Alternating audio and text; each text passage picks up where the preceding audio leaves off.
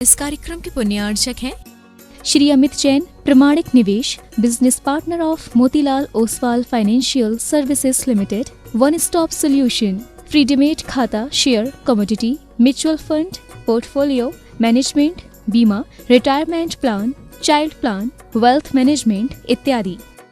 Shri Chhavi Kumar Sethi, firm Amar roller, flour mill, Golaghat road, Dimapur, Nagaland 797112। राजवैद्य स्वर्गीय श्री चंद्र कुमार जैन, राजवैद्य स्वर्गीय श्रीमती कुसुम लक्ष्मी जैन की पुण्य स्मृति में पुत्र डॉक्टर पारस कुमार जैन सा परिवार, डॉक्टर शैल कुमार जैन सा परिवार, डॉक्टर अरुण कुमार जैन सा परिवार,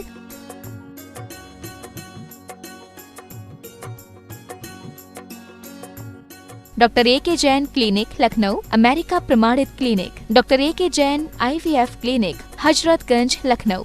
पिताजी माताजी स्वर्गीय नेमी चंद जी एवं स्वर्गीय विमला देवी जी गंगवाल की पुण्य स्मृति में Shri Dilip Kumar, Babita Devi, Gangwal brothers, Gangwal iron and steel private limited, Gangwal traders private limited. पिताजी श्री ताराचंद जी चोवटिया, माताजी श्रीमती दमयंती बेन चोवटिया, श्री पारस श्रीमती सोना चोवटिया, मंडार निवासी, Bangalore. Firm sharp ply India private limited. हम शम तम पम वम बम मम मम हम शम शम तम तम पम पम झम झम झीम झीम श्रीम श्रीम द्राम द्राम द्रीम द्रीम द्रावय द्रावय नमोरते भगवते श्रीमते पवित्र जलेन जलाभिषेच्यामिति स्वाहा। तीर्थोत्तम भवै नीरै क्षीरवारिधि रूपकै स्नाप्यामि शिन्माप्तान् जिनान् सर्वार्थ शेदितान्। ओम ह्रीं श्री विश्वादेश वीरांतांजलि निष्णप्यामा। ओम ह्रीं श्री विश्वादे वीरांतांजलि निष्णप्यामा। ओम ह्रीं श्री विश्वादे वीरांतांजलि निष्णप्यामा। ओम नमः सिद्धेभ्यः श्री वीतरागाय नमः। ओम ह्रीं नमो ह्रींतानं नमो सिद्धानं नमो आयर्यानं नमो वज्रायनं नमो लोय शब्दशाहूनं। चत्तारि मंगलम अनंता मंगलम सिद्धा मंगलम सावमंगलम केली बनत्तो धम्मो मंगलम। चत्तारि लोकतमा अनंता लोकतमा सिद्धा लोकतमा साव लोकतमा केली बनत्तो धम्मो लोकतमो। चत्तारि शनभोजामि अनंते शनभोजामि सिद्धे शनभोजामि साव शनभोजामि केली पनत्तम धम्मम शरणपवजामि। ओम ह्रीं अनादि मूल मंत्रेभ्यो नमः। सर्व शांतिम तुष्टिम पुष्टिम च कुरु कुरु। ओम ह्रूम छुम फट कीटिम घाते घात। ओम नमस्ते भगवते दक्षिणास्ते दोषकर्मसाय दिव्य तेजो मूर्ति नमः। श्री शांतिनाथाय शांतिकराय सर्वविघ्न प्रणाशनाय सर्वरोगा मृत्यु विनाशनाय सर्ववर्ग छिद्दोपद्रव विनाशनाय सर्वच्छाम डामर विनाशनाय। ओम ह्राम ह्रीं ह्रूम रौम र असी आउषा सर्व शांतिम तुष्टिम पुष्टिम च कुरु कुरु। ओम ह्रूम छुम फट कीटिम घाते घाते प्रविघ्नान् स्फोटे स्फोटे सस्कंदान कुरु कुरु। परमुद्रान छिन छिंद परमंत्रान भिन्न भिंद छ छ व ह्रूम पट सर्व शांतिम कुरु कुरु। ओम ह्रीं श्रीं क्लीं ऐं अर्हमशी अवसानाद विद्याय नमो ह्रींतानं भौम सर्व शांतिम कुरु कुरु। ओम आराम श्री ह्रीं आऊरूम ऊरौम सार जगदात विनाशनाय ह्रीं श्री शांतिनाथाय नमः सर्व शांतिम कुरु कुरु। ओम ह्रीं श्री शांतिनाथाय शोकतोर सत्प्रातिहार मणिताय शोकतोर सत्प्रातिहार सोन पदब्दाय अम्लर बिंबिजाय सर्वदो शांति कराय नमः सर्व शांतिम कुरु कुरु। ओम ह्रीं श्री शांतिनाथाय सुरपुष्टि सत्प्रातिहार मणिताय सुरपुष्टि सत्प्रातिहार सोन पदब्दाय अम्लर बिंबिजाय सर्वदो शांति कराय नमः सर्व शांतिम कुरु कुरु। ओम ह्रीं श्री शांतिनाथाय दिव्यधनि सत्प्रातिहार मणिताय दिव्यधनि सत्प्रातिहार सोन पदब्दाय अम्लर बिंबिजाय सर्वदो शांति कराय नमः सर्व शांतिम कुरु कुरु। ओम ह्रीं श्री शांतिनाथाय चाम्रतोलन सत्प्रातिहार मणिताय चाम्रतोलन सत्प्रातिहार सोन पदब्दाय अम्लर बिंबिजाय सर्वदो शांति कराय नमः सर्व शांतिम कुरु कुरु। ओम ह्रीं श्री शांतिनाथाय सिंहासन सत्प्रातिहार मणिताय सिंहासन सत्प्रातिहार सोन पदब्दाय अम्लर बिंबिजाय सर्वदो शांति कराय नमः सर्व शांतिम कुरु कुरु। ओम ह्रीं श्री शांतिनाथाय भामंडल सत्प्रातिहार मणिताय भामंडल सत्प्रातिहार सोन पदब्दाय जमलर बिंबिजाय सर्वदो शांति कराय नमः सर्व शांतिम कुरु कुरु। ओम ह्रीं श्री शांतिनाथाय दुंदुभि सत्प्रातिहार मणिताय दुंदुभि सत्प्रातिहार सोन पदब्दाय स्फुलर बिंबिजाय सर्वदो शांति कराय नमः सर्व शांतिम कुरु कुरु। ओम ह्रीं श्री शांतिनाथाय छत्तर सत्प्रातिहार मणिताय छत्तर सत्प्रातिहार सोन पदब्दाय कमलर बिंबिजाय सर्वदो शांति कराय नमः सर्व शांतिम कुरु कुरु।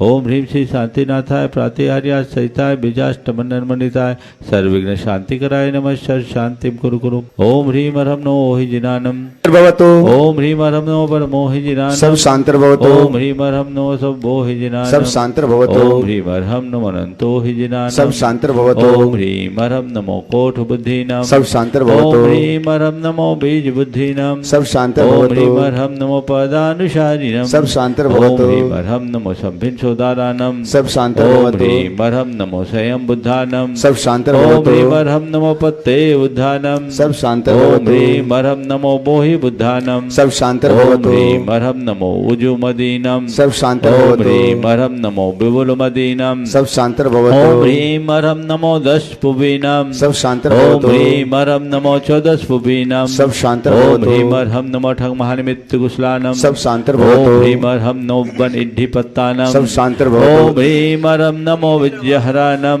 सब शांतर ओम भवतु। ह्रीं हरम नमो चारणानम। सब शांतर भवतु। ओम ह्रीं हरम नमो पन्न शमनानम। सब शांतर ओम भवतु। ह्रीं हरम नमो आकाशगामिनम। सब शांतर ओम भवतु। ह्रीं हरम नमो आशिविशानम। सब शांतर ओम भवतु। ह्रीं हरम नमो डिठ्ठिविशानम। सब शांतर ओम भवतु। ह्रीं हरम नमो उग्गतवानम। सब शांतर ओम भवतु। ह्रीं हरम नमो दित्ततवानम। सब शांतर ओम भवतु। ह्रीं हरम नमो तत्ततवानम।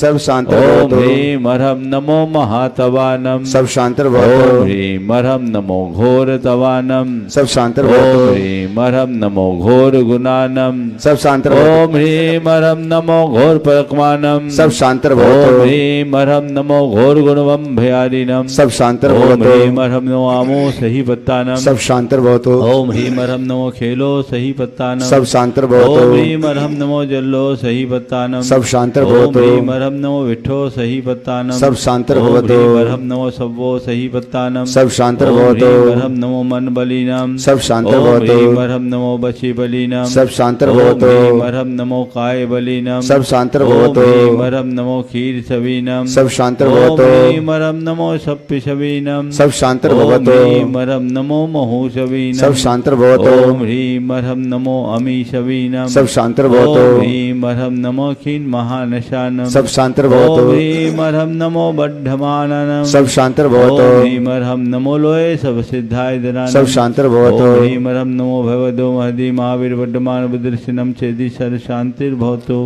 ओम नमो भगवतो वर्धमान सरिसस्य कम जलम तम गच्छयाय संपायनम लुयानम भुयानम जुया विवादिवार रंग निवास नेवा मोनेवा सब्जी सत्तान पराजदो भवदु में रख रख स्वाहा श्री शांति रस्तु सदास्तु। शिवमस्तु सदास्तु। जयोस्तु सदास्तु। नित्यमारोग्यमस्तु सदास्तु। सर्वेषां तुष्टिरस्तु सदास्तु। तुष्टिरस्तु सदास्तु। समृद्धिरस्तु सदास्तु। कल्याणमस्तु सदास्तु।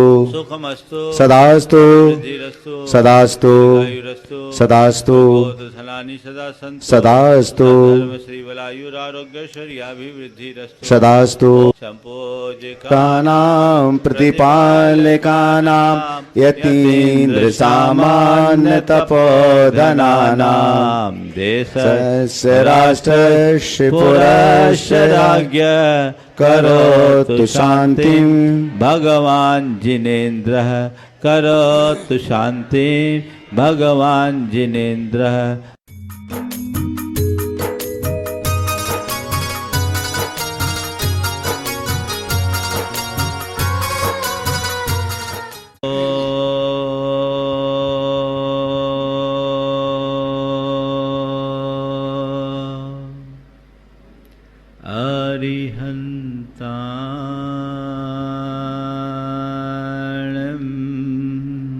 नमो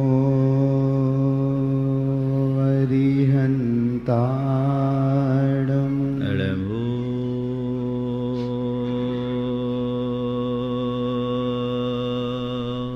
सिद्धाणम् नमो सिद्धाणम् नमो आयर्याणम् नमो आयर्याणम् नमो उवज्झायाणम् नमो वज्झायाणम् नमो लोये सवशाहुनम् नमो लोये सवसाहो एसो पंच हळमोयारो एसो पंचिणमोयारो सवपावपनाश। बात समझ में आ रही है क्या कहा जा रहा है? पानी के भीतर मगर शक्तिशाली है, किंतु बाहर निकलने पर वह बैरियों के हाथ का खिलौना है। आप कौन सी स्थिति में हो, ये जितना महत्वपूर्ण है उससे कहीं ज्यादा किस स्थान पर हो। स्थान का विचार करो, आध्यात्मिक दृष्टि से भी और नीतिगत दृष्टि से भी। नीति के सूत्र के अनुरूप देखा जाए तो ये कहा जाता है कि यदि तुम किसी से लड़ाई लड़ना चाहते हो तो पहले उसकी पृष्ठभूमि का पता लगाओ, तुम कहाँ हो, कैसे हो, उसके अनुरूप कार्य करो। अगर बिना सोचे समझे तुम जहां कहीं घुस जाओगे तो विफल होगे। इसलिए सोच समझकर कदम उठाओ, ये नीति कहती है। राजा महाराजा लोग पहले युद्ध लड़ते थे तो वो युद्ध क्षेत्र को भली भांति जांच परख करके करते थे, और कहा जाता है कि युद्ध क्षेत्र को भली भांति समझे बिना तुम लड़ाई मत छेड़ो। कोई भी काम प्रारंभ करने से पूर्व शत्रु को छोटा मत समझो, ये नीति की बात है। ओ मैं कहाँ हूँ, मुझे क्या करना है, इस बात का विचार किए बिना यदि हम कोई काम करेंगे तो मामला गड़बड़ हो जाएगा। मुझे लगता है कि नीतिगत दृष्टि से तो आप लोग ये सावधानी रखते हो कि नहीं रखते हो? जो स्थान तुम्हें तुम्हारे अनुकूल नहीं दिखता वहाँ आप लोग क्या करते हो? अपनी मूछ नीचे कर लेते हो, हाँ? और जब अपने अनुकूल होता है तो एकदम मूछ पे ताव देने लगते हो, है ना? वहाँ आप इन बातों का ध्यान रखते हो। आज मैं उस विषय में ज़्यादा नहीं कहूँगा, लेकिन हाँ, व्यवहारिक जीवन में कुछ सावधानी रखने का परामर्श देते हुए आज की बात आपसे जरूर कहूँगा। जिस स्थान में विपरीत वातावरण हो वहां कोई प्रतिक्रिया मत दो। अगर प्रतिक्रिया दोगे तो बुरी तरह उलझ जाओगे। सामने वाला आवेश में हो,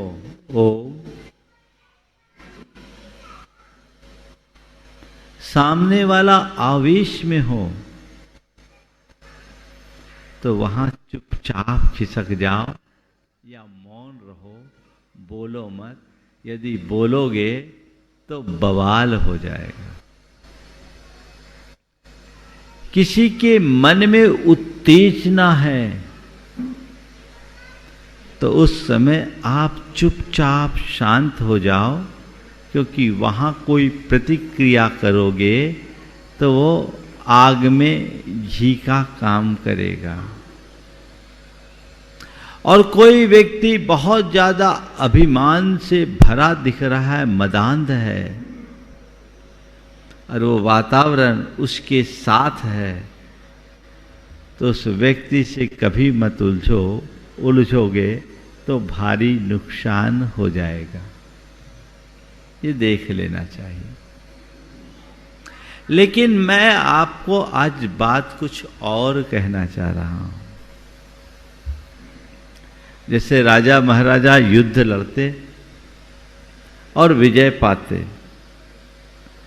तो कहते हैं कि यदि तुम पहले ही सुदृढ़ बनाए हुए स्थान पर खड़े हो और वहां डटे हो तो तुम्हारे वैरियों की सब युक्तियां निष्फल सिद्ध होगी। यदि तुम पहले ही सुदृढ़ बनाए हुए स्थान पर खड़े हो और डटे हो तो तुम्हारे बैरियों की सब युक्तियां निष्फल सिद्ध होगी। यानी तुम्हारा बैकग्राउंड साउंड होना चाहिए, तुम्हारी पृष्ठभूमि अच्छी होनी चाहिए। कोई भी काम करने के लिए आगे बढ़ रहे हो तो इस बात का पूरा ध्यान होना चाहिए। लेकिन जब हम आध्यात्मिक दृष्टि से विचार करते हैं तो हमारा अध्यात्म शास्त्र और कर्म सिद्धांत तो सदैव यही कहता है, कर्म अपना फल द्रव्य, क्षेत्र, काल और भाव के आश्रय से देता है।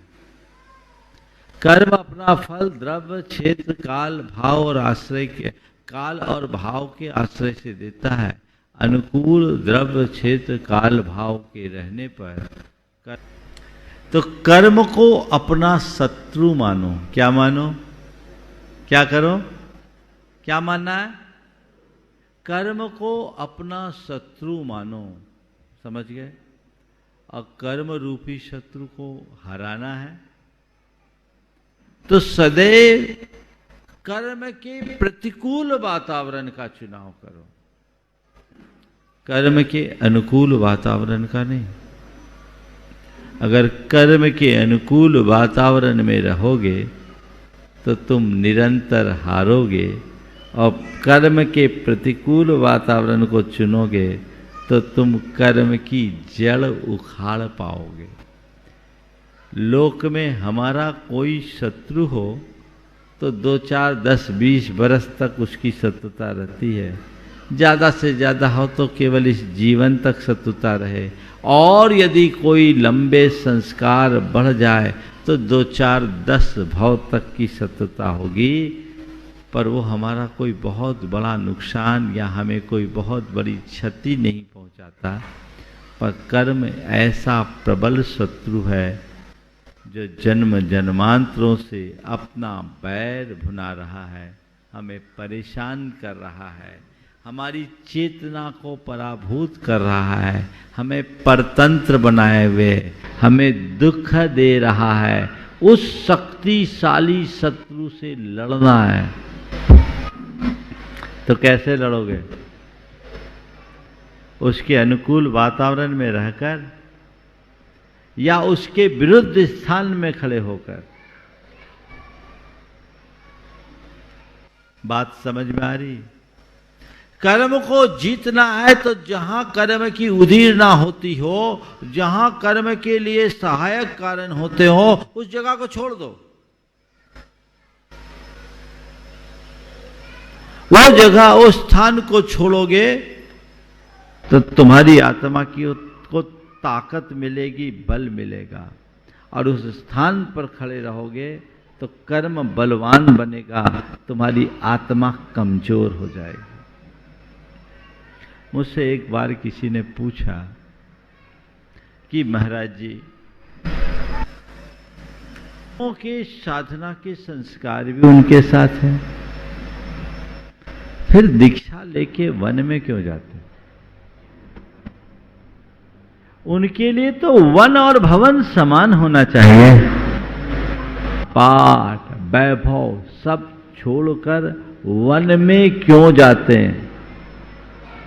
साधारण मुनि तो बिना वन गए तप करके मोक्ष चले गए, लेकिन कोई तीर्थंकर भगवंत ऐसे नहीं है जिन्होंने वन में जाकर के तप न किया।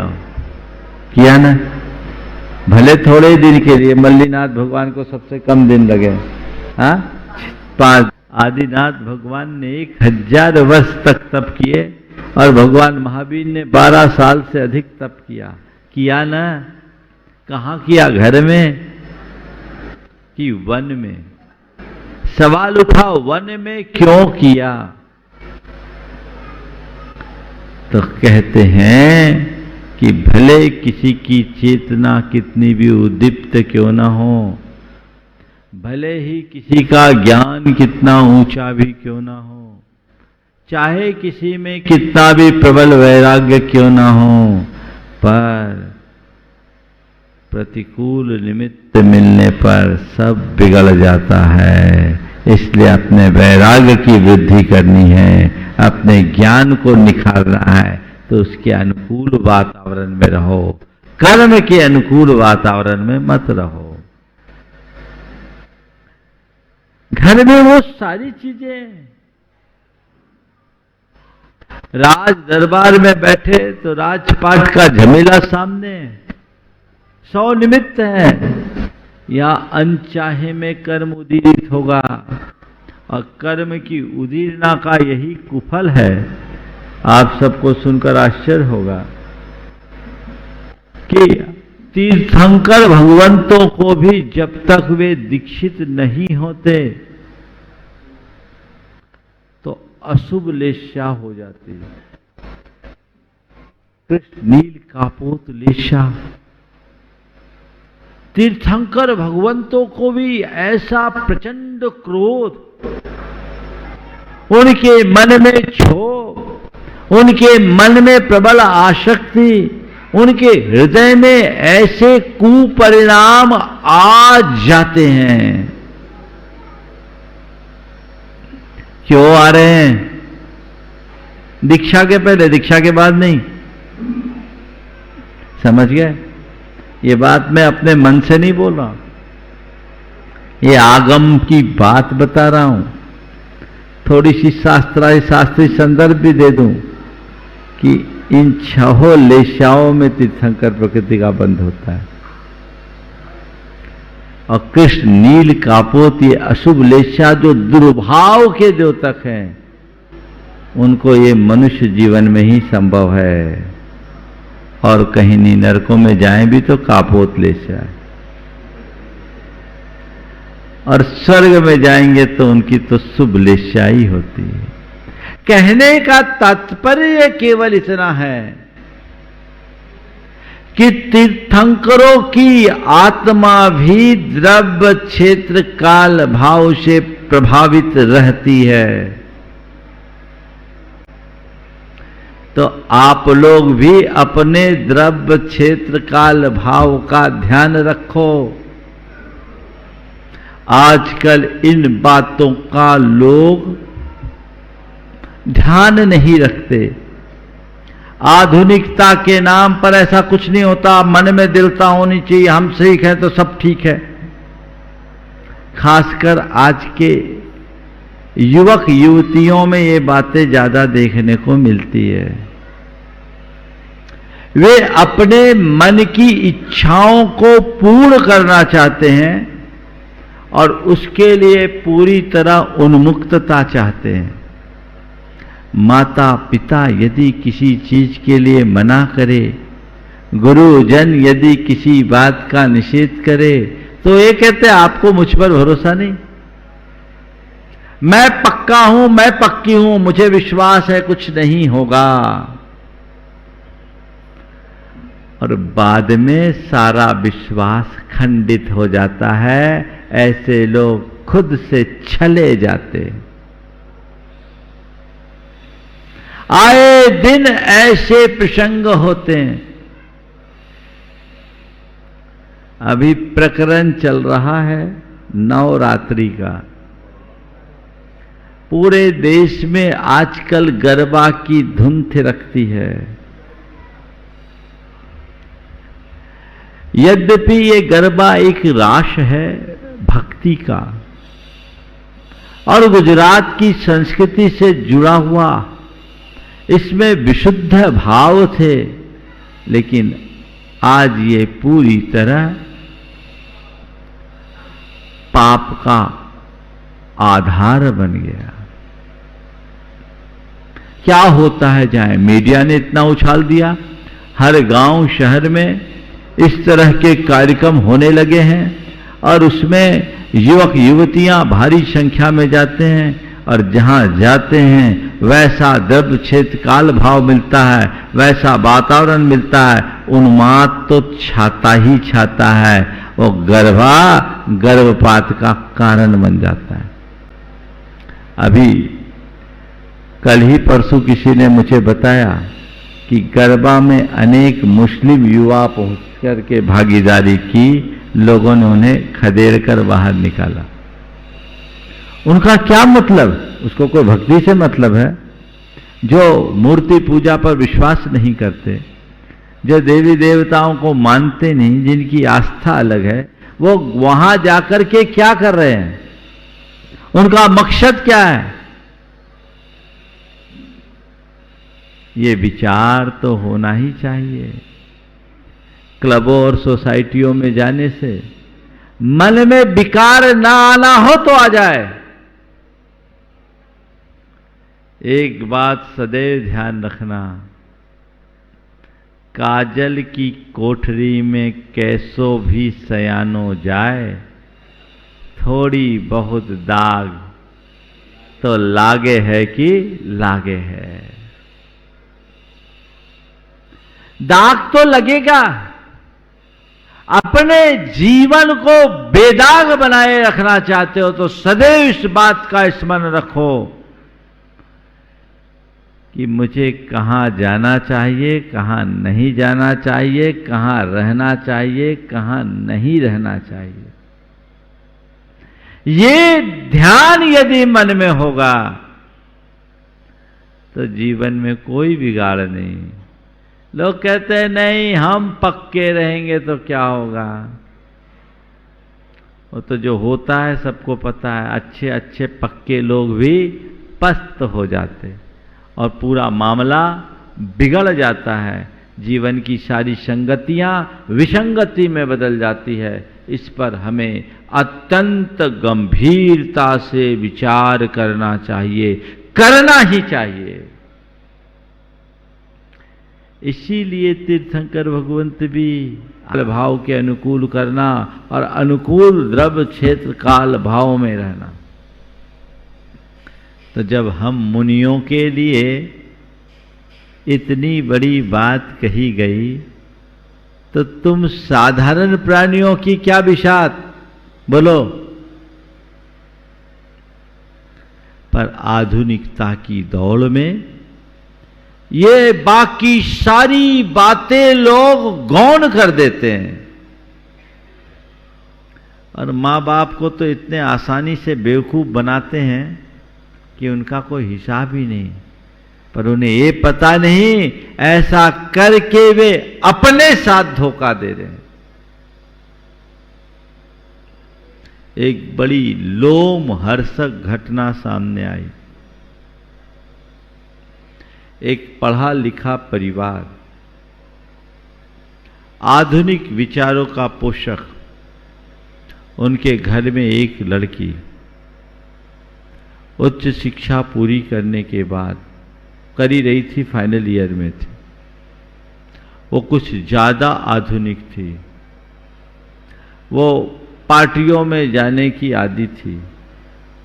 अपने माता पिता से कही कि मैं पार्टी में जा रही हूँ और वो कहती कि हम लोग इसमें ग्रुप स्टडी करते हैं। उसके बहाने गए। कोई बात नहीं, जा रहे परिवार खुले विचारों का था, भेज दिया। थोड़े दिन जाना आना हुआ। वो लड़की जाए, घर से बोल के जाए, वो बोला मैं आ जाऊंगी टाइम पर, कभी 2 बजे आए, कभी 3 बजे आए, कोई ठिकाना नहीं। और एक दिन वो लड़की शराब के नशे में आत्महत्या कर लेती। शराब के नशे में आत्महत्या करती है और उसका सुसाइड नोट में लिखा जाता है कि आज मुझे घोर आत्मग्लानि है। मैंने अपने परिवार की हिदायतों की उपेक्षा करके जिन लोगों को चुना उन सब ने मुझसे धोखा किया, सभी ने मेरा शोषण किया है। इसका मुझे बहुत गिल्ट है और इसलिए मैं अपनी नज़रों से गिर चुकी। अतः मैं जीना नहीं चाहती, मैं जा रही हूं। या तो आत्महत्या की घटना हुई, या कई बलात्कार की घटनाएं होते हैं, अपहरण के प्रकरण आते हैं। ये सब क्यों है? स्थान का विचार नहीं, उस पर गंभीरता से विचार होना चाहिए।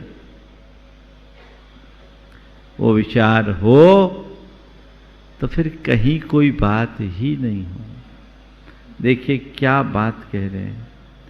सुदृढ़ पहियों वाला रथ समुद्र के ऊपर नहीं दौड़ता है।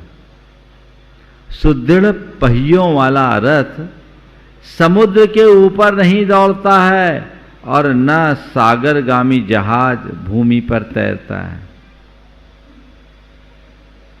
कितना ही अच्छा रथ हो समुद्र में दौड़ नहीं सकता, और कितना ही मजबूत जहाज हो धरती पर चल नहीं सकता। समझ गए? तो तुम रथ हो तो रथ की भांति रहो, और जहाज हो तो पानी में रहो। आज लोग पानी में रथ और सड़क पर जहाज दौड़ाने का असफल प्रयत्न करते हैं। नतीजा सबके सामने। इसलिए इसे खुद को भी समझना चाहिए और अपनी संतति को भी समझाना चाहिए। मेरे जीवन की सीमा क्या है, मर्यादा क्या है, मुझे कहां और किस भांति रहना है, जिससे मैं अपने आप को सुरक्षित और सलामत रखते हुए जीवन का उत्कर्ष कर सकूं। जब तक ऐसी दृष्टि नहीं जागेगी, धोखा खाओगे, दुखी रहोगे, संसार सागर में गोता लगाते रहोगे। इसलिए इस पर सदैव ध्यान रखना चाहिए। इस सोच समझ करके काम करो तो जीवन में आगे बढ़ सकते हैं। बहुत महत्वपूर्ण बात है। यदि रक्षा के साधन और अन्य सुविधाएं न भी हो, यदि रक्षा के साधन और अन्य सुविधाएं यानी सुविधाएं, यदि रक्षा के साधन और अन्य सुविधाएं न भी हो तो भी किसी को उसके देश में हराना कठिन है। यदि रक्षा के साधन और अन्य सुविधाएं न भी हो, सामने वाला कमजोर हो, तो भी उसके घर में घुसना, किसी को उसके देश में घुसकर हराना कठिन है। मतलब क्या है? तुम्हारे पास कितना भी प्रबल ज्ञान हो, चाहे कितना भी वैराग्य हो, कर्म के अनुकूल वातावरण में रहोगे तो तुम्हारा बंटा धार होगा, तुम अपने आप को बचा नहीं सकते। इसलिए उस निमित्त से बचो। निमित्त से बचोगे तभी नैमित्तिक से बच पाओगे। हां, जो उच्च भूमिका में जीने वाले साधक हैं वो इसके अपवाद हो सकते हैं, पर साधारण व्यक्तियों के बस की बात नहीं है। परिपक्व साधक के लिए कोई भी मर्यादा नहीं, पर कच्चे के लिए तो बहुत सावधानी जरूरी है।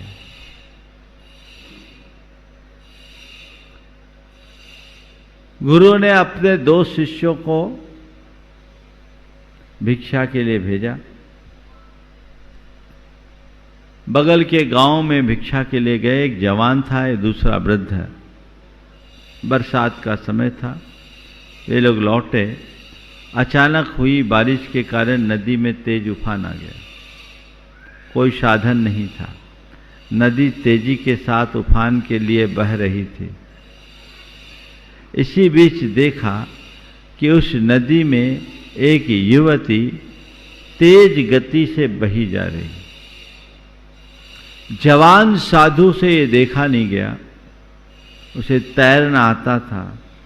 पल में छलांग लगा के उसने उस युवती को पार लगाया, बाहर आकर लिटाया, उसके अंदर का पानी निकाला, उसकी छाती पे चढ़ा और उसका शरीर एकदम कांप रहा था ठंड के मारे और कोई साधन नहीं था, तो उस लड़की के ऊपर लेट के अपने शरीर की उष्मा दी, उसे गर्मी पहुंचाया। अब बूढ़ा साधु तो देखे और भुन भुनाए, ये तो गया, ये तो बर्बाद हो गया, ये तो भ्रष्ट हो गया। लड़की का आलिंगन कर लिया, लड़की के ऊपर लेट गया, साधु जीवन की सारी मर्यादा को तार तार कर दिया। अब बोलना शुरू किया, ठीक है, उनने अपना काम किया, लड़की में चेतना आई, वो अपने गंतव्य की ओर चले गई। लौटते ही उसने गुरु से शिकायत किया। गुरु से शिकायत किया उससे पहले ही युवा साधु ने गुरु को सारी घटना बता दी। शिकायत करता साधु की बात गुरु ने सुनी और कहा, ठीक है, मुझे सब पता है, तुम जाओ अपना काम करो, अपना देखो। दूसरे दिन जब भिक्षा की बात हुई तो गुरु ने उस जवान साधु से कहा कि आज तुम भिक्षा के लिए जाओगे और उसी युवती के घर जाओगे। वो बुजुर्ग साधु, महाराज सत्यानाश हो जाएगा, कल का कांड आपने नहीं सुना,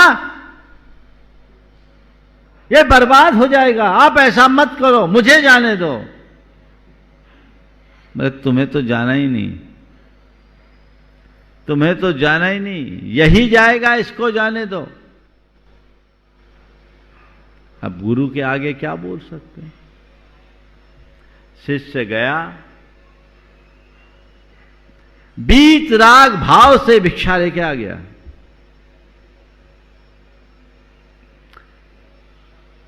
अन्य साधुओं ने गुरु से पूछा, क्या बात है, आपने उस बूढ़े साधु को युवती के पास भेजने से मना किया और जवान साधु को आपने भेज दिया। तो गुरु ने कहा कि साधु विचारों से, शरीर से भले बूढ़ा है पर मन आज भी जवान है, उसके मन में अभी भी वो युवती डोल रही थी, डोल रही है, और उस युवक के मन में उस लड़की से कोई नाता नहीं।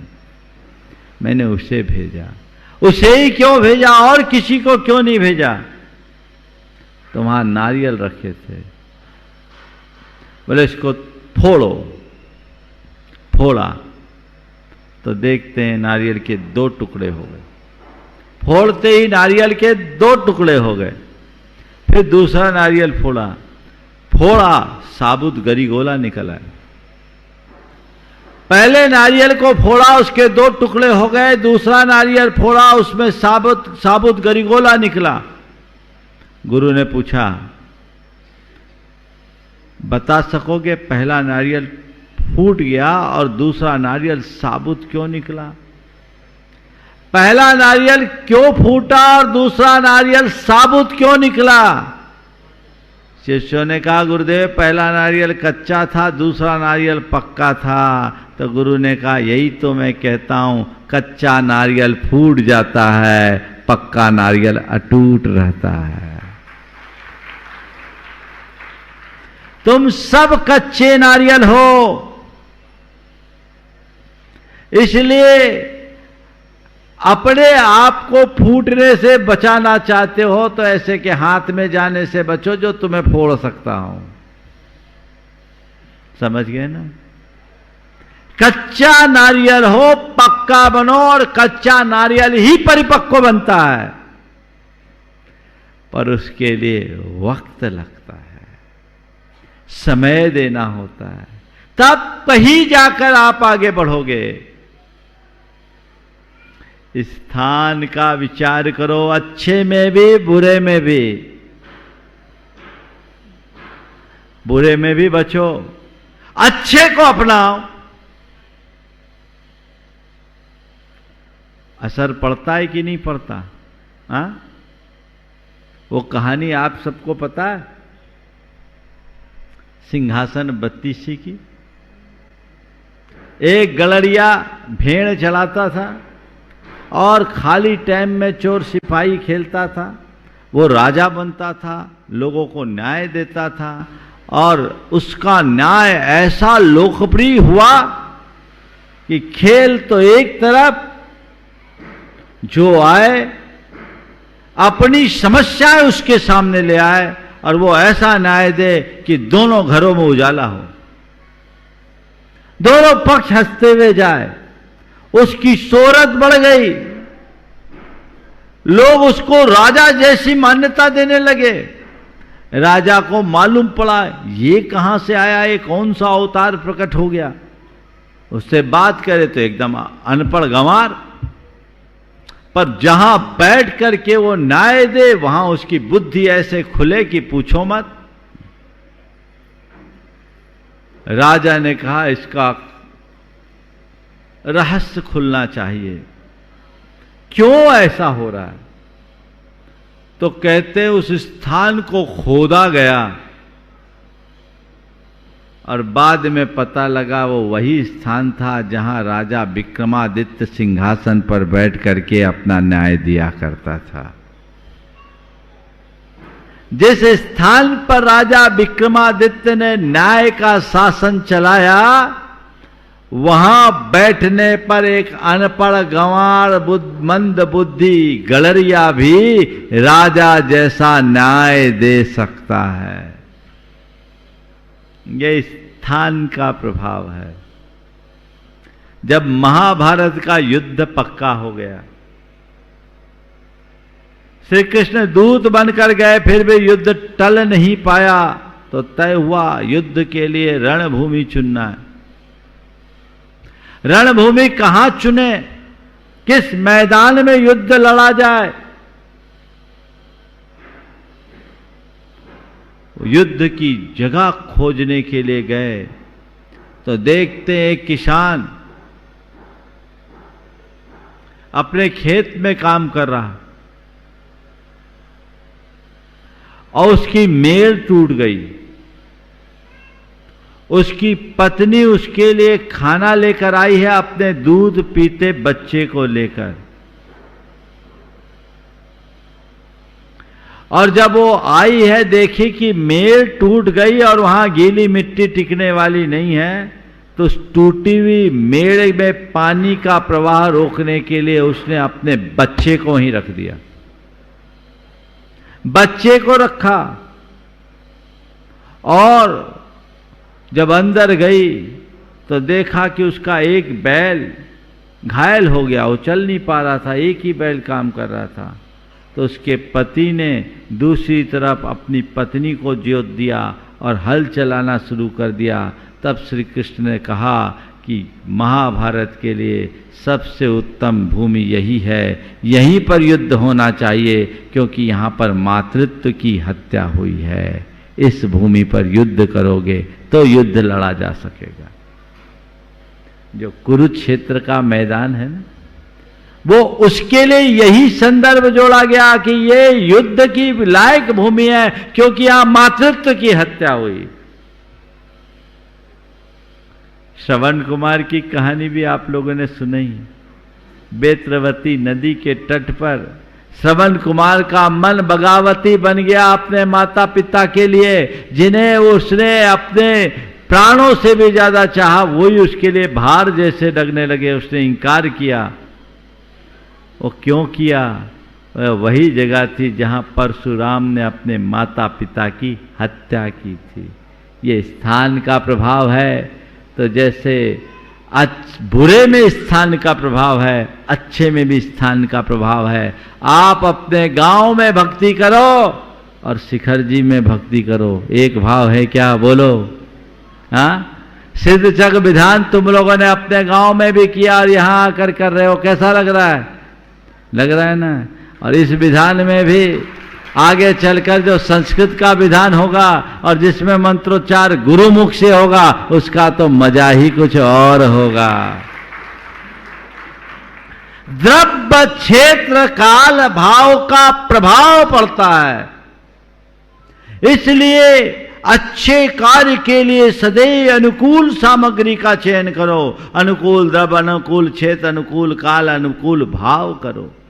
सिद्ध चक्र विधान अपने आप में एक श्रेष्ठ अनुष्ठान है, लेकिन वह भी यदि सम्मेद शिखर जैसी शाश्वत सिद्ध धरा में करने का सुयोग मिले तो इससे बड़ी उपलब्धि और कोई नहीं। जीवन में अवसर ढूंढना चाहिए, मौका खोजना चाहिए और तीर्थ क्षेत्रों में आकर अपना समय बिताना चाहिए। वहां आकर के कुछ आराधना और साधना करनी चाहिए जिससे जीवन का उत्कर्ष हो सके। और नित्य प्रति ऐसा नहीं हो सकता है, मुझे मालूम है तो कोई बात नहीं, कम से कम जहां रह रहे हो थोड़ा समय भगवान के चरणों में बिताओ, थोड़ा समय गुरुओं के सानिध्य में बिताओ, जिससे तुम्हारी भाव विशुद्धि बनी रहे।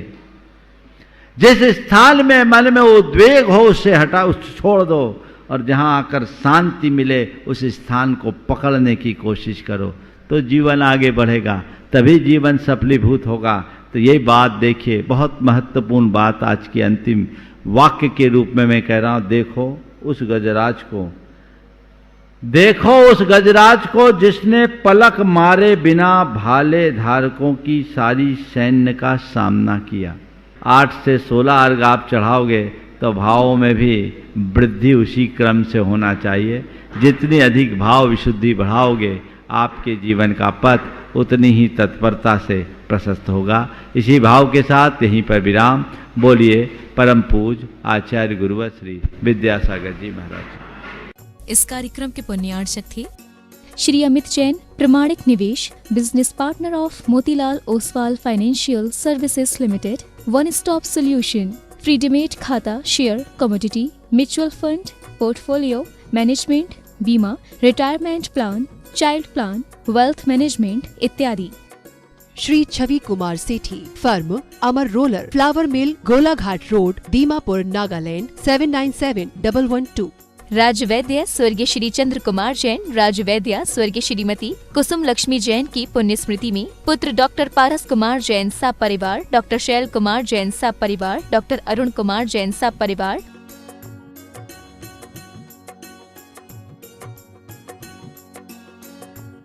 डॉक्टर ए के जैन क्लिनिक लखनऊ, अमेरिका प्रमाणित क्लिनिक, डॉक्टर ए के जैन IVF क्लिनिक, हजरतगंज लखनऊ।